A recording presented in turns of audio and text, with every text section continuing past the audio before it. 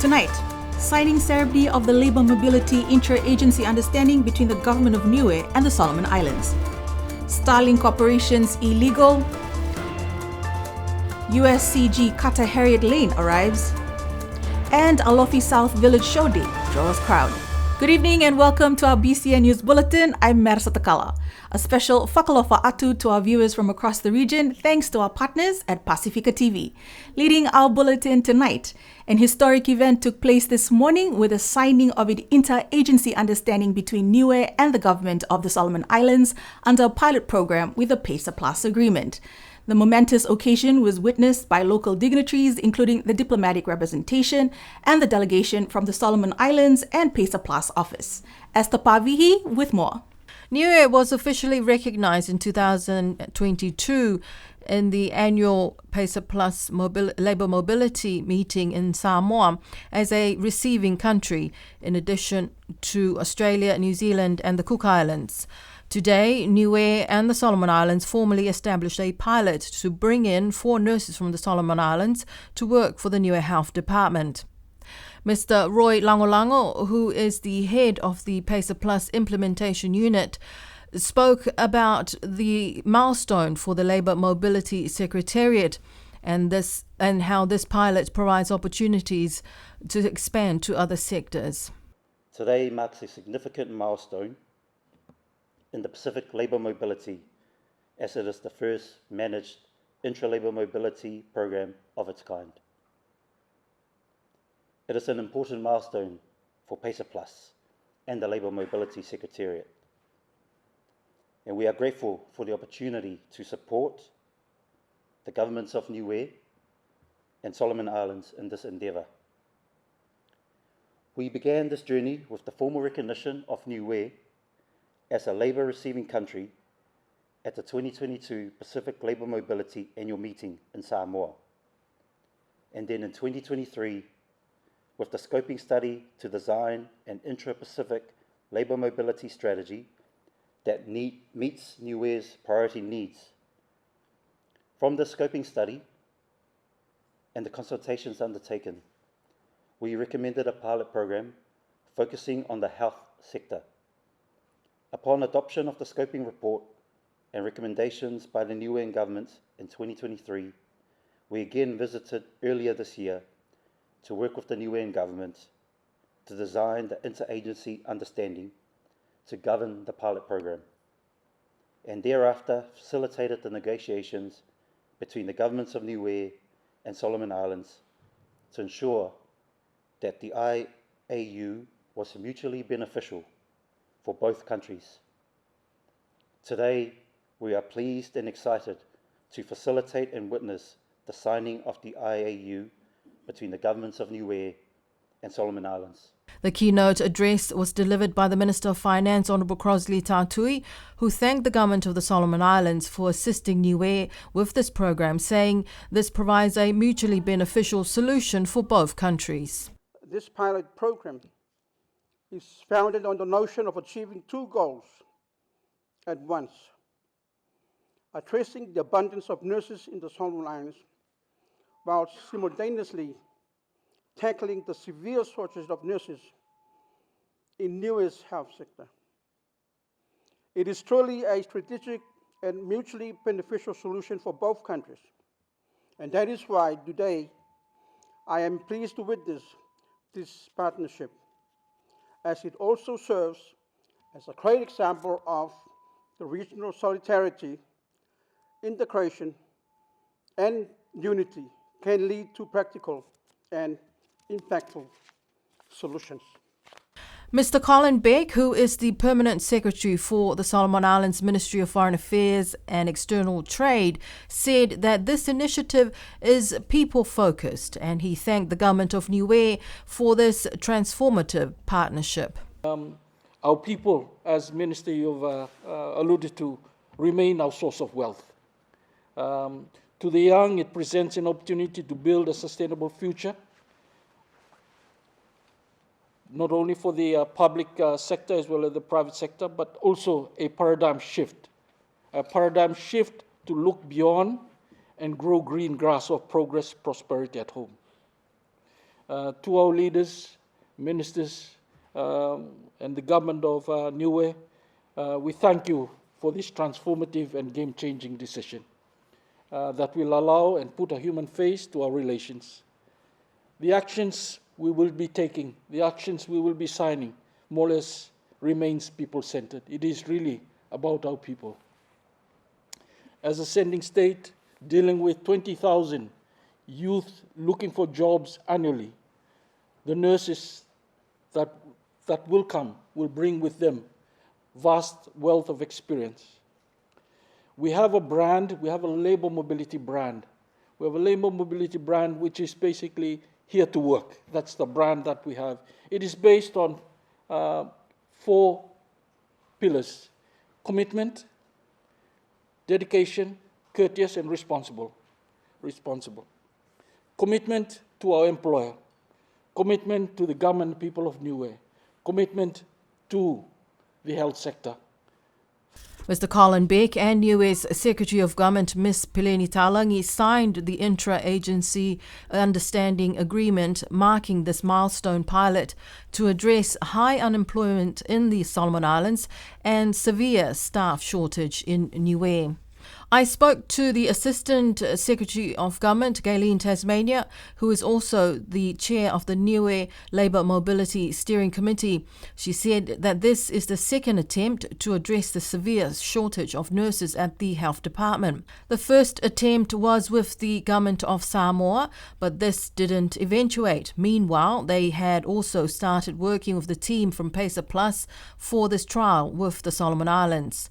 While staff shortage is a concern for many government agencies in Niue, Mrs. Tasmania explained to BCN News the reason why the health sector was prioritised. So the priority was given to health because we came to very few nurses, and the nurses that we did have were working double shifts. So that's why health became a priority.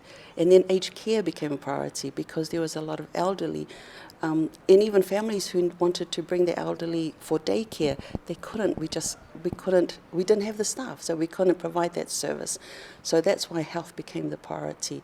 But now, having started this process, all of a sudden you have opportunities for more than just health sector, and it's not just in the government departments or public service. There's so much potential for private sector, and I think it's the framework around that. This one is easier, I guess, because the frameworks for contract workers through the Public Service Commission is already there. The legislation, the protections around those types of safeguards, social as well as legal frameworks and safeguards for the workers and the government are already in place. So we just use those as a basis.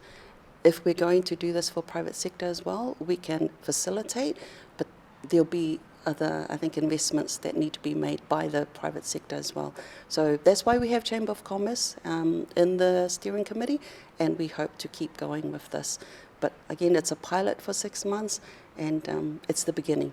A total of 30 experienced nurses from the Solomon Islands applied for the opportunity, but only 4 will be selected for this pilot. Mrs. Tasmania said that the lack of accommodation on the island also hampered their efforts to bring in more nurses. One thing that nearly caused us to stop this progress, because we just couldn't secure accommodation.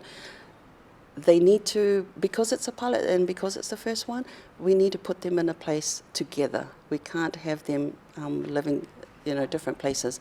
And we wanted to make this succeed. So we were looking for a place where they could stay together. We have found a place, but there's potential there for private homes. There are a lot of vacant homes, and I would encourage families to have a look at the opportunities. I know it would cost them money because the plan is not for government to renovate your homes. We're hoping that you will see the benefit of having people accommodated in your homes, in your vacant homes. The Niue Health Department and the Public Service Commission will now commence with the selection of the 4 nurses from the 30 applications. The successful candidates are expected to arrive over the coming months. Esther Pavihi for BCN News. The Niue government confirms there are several Starlink units operating illegally on the island. The Minister of Infrastructure, Honourable Crossley Tatui, told BCN News that a formal request was sent to the SpaceX legal team owner of Starlink in mid-May this year, to geo-block Starlink services in Niue. However, due to that, there has been no further update from Starlink since then. Here's more with Esther Pavihi. Starlink is a satellite internet constellation and is a subsidiary of American aerospace company SpaceX. It provides global mobile broadband with super download speed of up to or more than 200 megabits per second, which is a real game changer for regular internet users. For the government of Niue, though, the users of Starlink on the island need to be reminded that there are laws in place to guide the use of communication technology, such as the licensing process.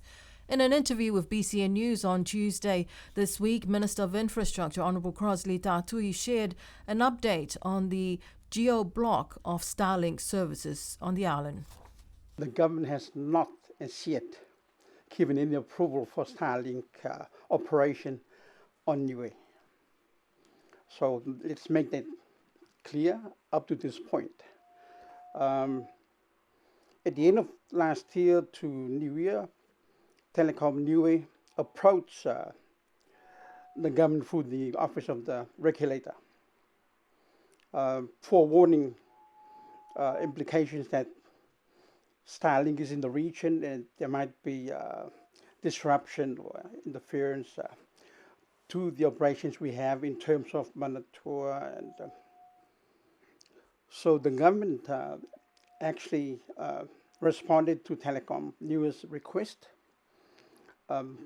seeking clarity and gave the direction that there should not be any illegal operation, including Starlink at that point in time, to be established here without obtaining a legal license, which is provided for under the Communication Act 1989.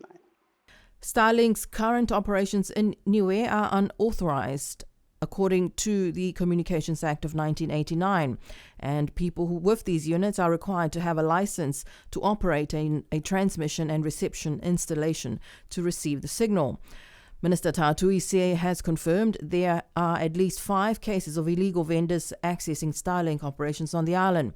Penalties for these offences against the Communications Act of 1989 include a fine of up to $200 or an imprisonment term of 3 months, or both. We do hope to bring into effect the geo-block as soon as possible.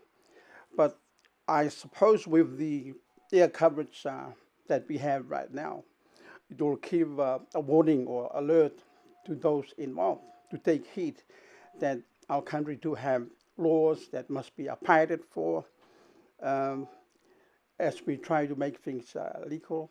So yes, we're of course working towards that goal. One of the people using Starlink on the island is musician and entrepreneur Glenn Jackson.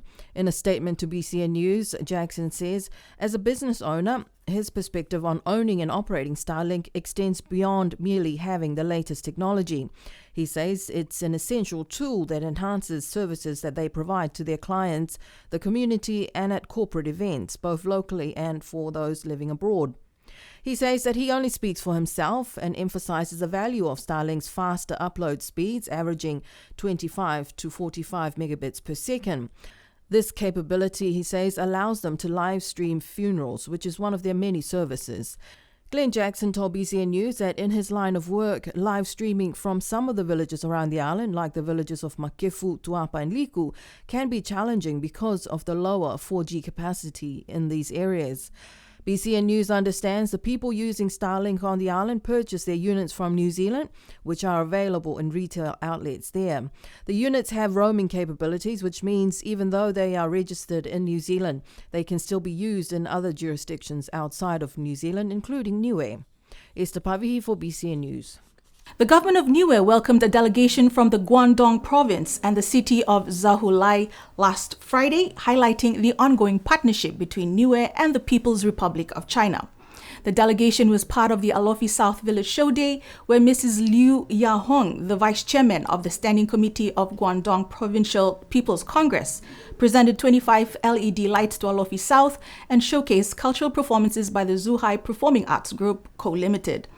Earlier this week, a handover ceremony was held at the Fale Fono 2 Mr. Wu Ling, Vice Chairman of the Standing Committee of Zhuhai Municipal People's Congress, officially handed over 50 elegant wooden chairs to the Niue government to honor Niue's upcoming 50th Constitution celebration. Niue Premier Honorable Dalton Tangilangi thanked the delegation for their generous contributions and commitments to Niue's development. Premier Tangilangi told the delegation that he has been wanting for some time to get proper seats for formal government events because over the years they have been using plastic chairs.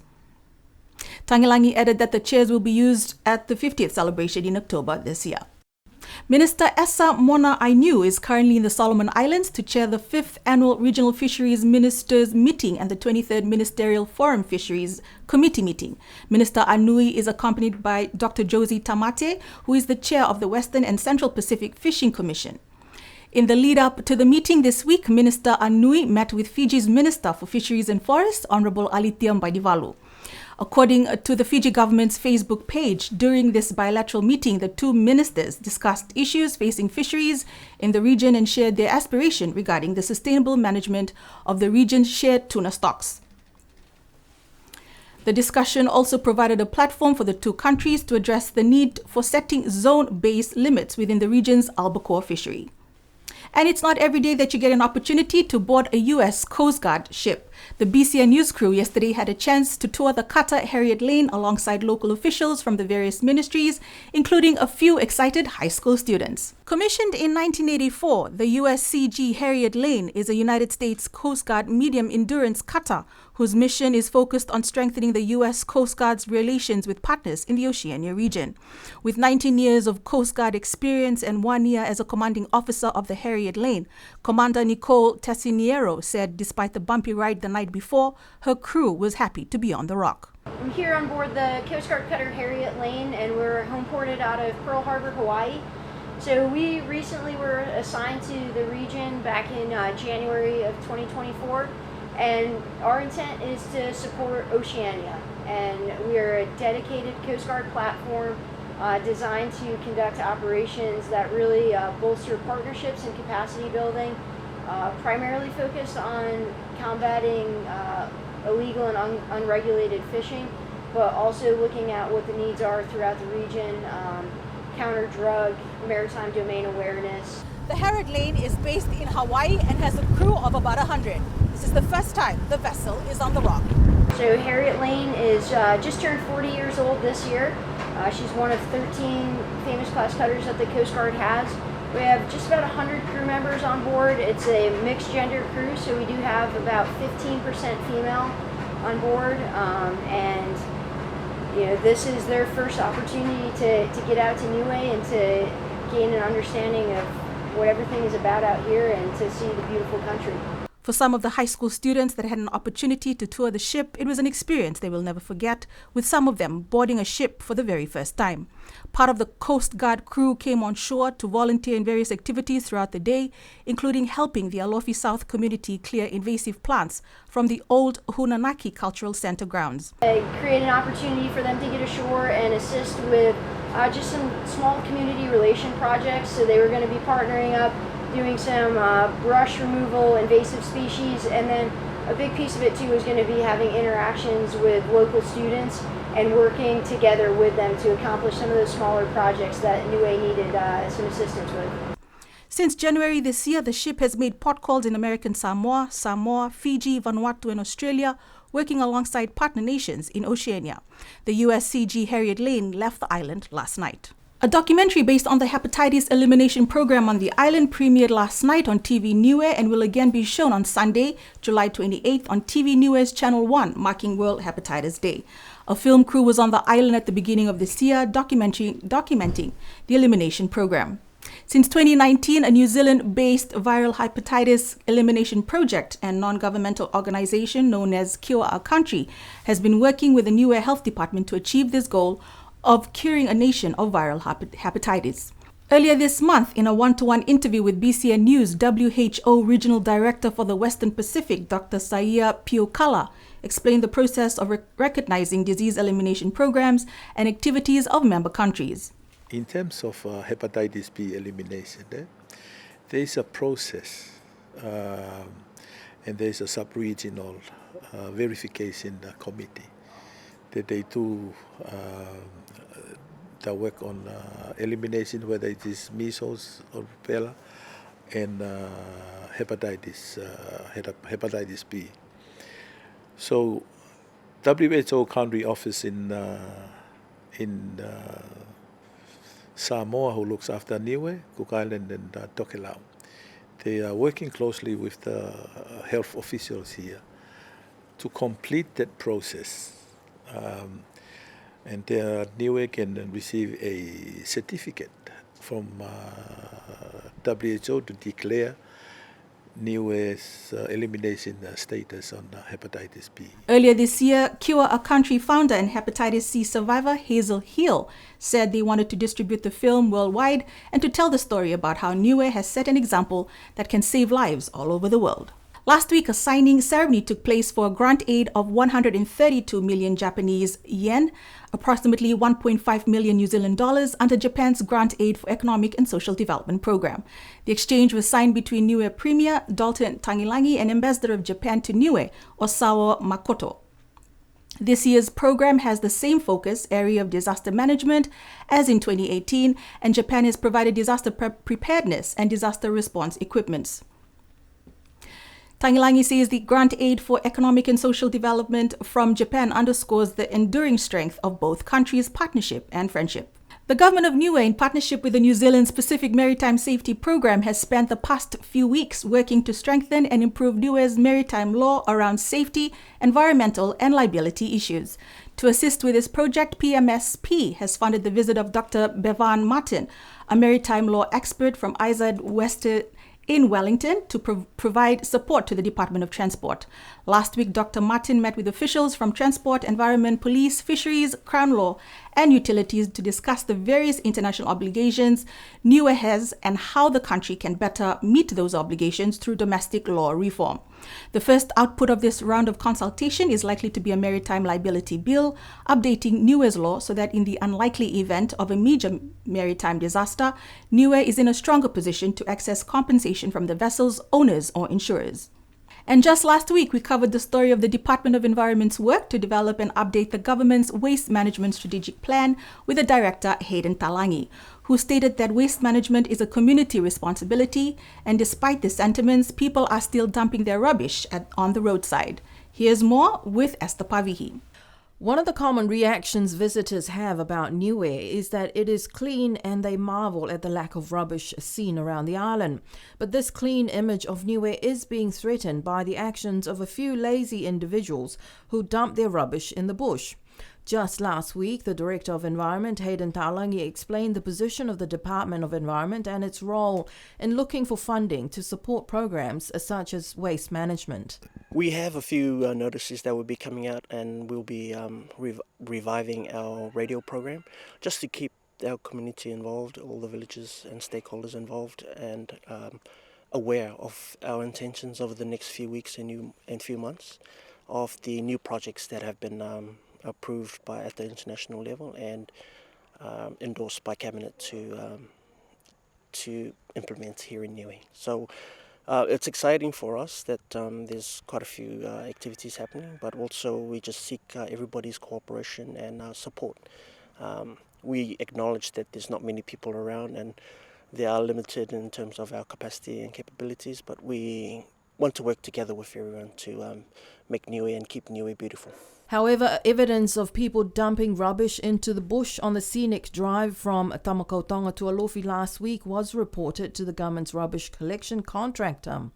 According to the contractor, the rubbish truck doesn't cover that area between Tamakautonga and Alofi, so the rubbish bags dumped there were not picked up for several days until the person who reported it picked the bags and disposed of them into the rubbish bin located at the Ana lookout point. While these incidents may be bothersome for the work of the Department of Environment in promoting a community response to management and proper disposal of household waste, the department is also working on the proper collection and disposal of e-waste on the island. But it has been a long time coming, and it didn't help that COVID delayed a lot of our activities, but we're pleased that we've managed to get new resources from the international level. as a way forward in terms of providing that financial assistance for government as a way forward. We're also grateful to the Government of Australia as well for the recycling facility, so we will be operationalising the facility for Niue. According to Hayden Talangi of the Department of Environment, they will be resuming their radio program in the coming weeks to ensure public awareness about its activities and to ensure the community and stakeholders are informed. If the government's attempts at establishing a waste management strategy are to be successful, the community and all stakeholders must play their part. Esther Pavihi for BCN News. Considered one of the largest show days on the island, the annual Alofi South Village Show Day was a family affair as people showed up in numbers to take advantage of the many varieties of food, root crops, handicraft, pot plants, and much more. Niue Premier Dalton Tangilangi was thankful that people, including tourists, showed up in numbers to show their support. Also present during the event was a delegation from China who also brought with them a group of dancers that also performed. And on our feature story tonight, BCN News caught up with New Zealand couple Alan and Trudy Culling, who are familiar faces on the rock. The Cullings first came to Niue in the 80s as part of the Baha'i faith and decided to stay, first starting a chicken farm and expanding their business until they left the island not long after Cyclone Heta in 2004. Alan and Trudy sat down with Esther Pavihi and went down memory lane, reflecting about living and running a business in Niue. Alan and Trudy Culling, along with their children Thursa, Bryce and Alice, came to Niue in the early 80s. They stayed for more than 20 years, supplying the island with eggs and poultry and meat, running a butchery. More Niueans living here, but no tourists. Usually just the experts that came in were the outsiders here. We were sort of halfway, we were both Palangi, not having a Niuean spouse, so we weren't really in with the Palangi crowd. We weren't really, because where we lived we weren't in a village, so that was a bit different too, so yeah, it was alright, it was quiet. The kids enrolled at side school, which was then called Monu, and went on to complete Niue High School. The family enjoyed being part of the community, attending friends' haircutting and ear-piercing ceremonies. Living next door to the island's small prison was also an interesting experience for the Cullings because they said it was empty most of the time, but they had some interesting encounters with some inmates. I used to get picked up by the police and put in there Sunday night. Mainly for safety for himself, and he used to sing all night. Cullings, come and get me out.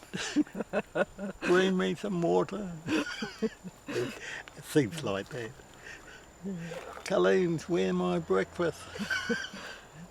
It was quite good because there weren't many there, and those who were there were either in the garden or they were right. Yeah. Since leaving Niue 18 years ago, they talked about how things have changed in some areas and also how happy they are to see more Niueans owning and setting up their own businesses.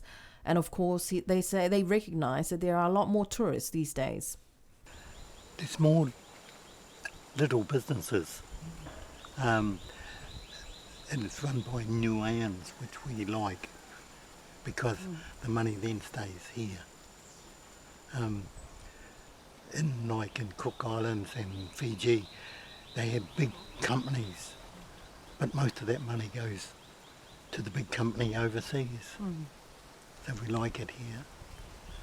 One thing they still do, and they wave when you pass each other in the car, and I love that. Yeah. When we went back, when we were driving from Auckland down to Motueka, I had to keep stopping, waving my. Too many. There's too many cars and then not enough way back. Since leaving the island 18 years ago, they talked about how things have changed in some areas and also how happy they are to see more Niueans owning and setting up their businesses. And of course, they noticed that there are a lot more tourists these days. A lot of people have asked about bacon and ham and small goods like that. So someone coming doing, or someone going out and learn how to do it, it would be good. Yeah, it's not very hard to learn. It's got a good it wouldn't take long. They wouldn't need to do a full butchery course. I advise people to look around and don't copy everybody else. Do something different. There's a lot of produce you could grow. Just your basic pawpaws, bananas, sweet potato, things like that people want. You know, the tourists want these fruits and they're not really available. Yeah. I think the Waipapahi farm could be more utilised. It's got so much potential up there. And people could grow lots of fruit trees in their backyard. Trudy and Alan still prefer the quiet life and live in a small town outside Nelson in New Zealand. They enjoy catching up with old friends during this visit and look forward to returning again soon. Esther Pavihi for BCN News. And that's our news bulletin for tonight. You can catch us for our Wangahau News Bulletin next Tuesday. Until then, good evening.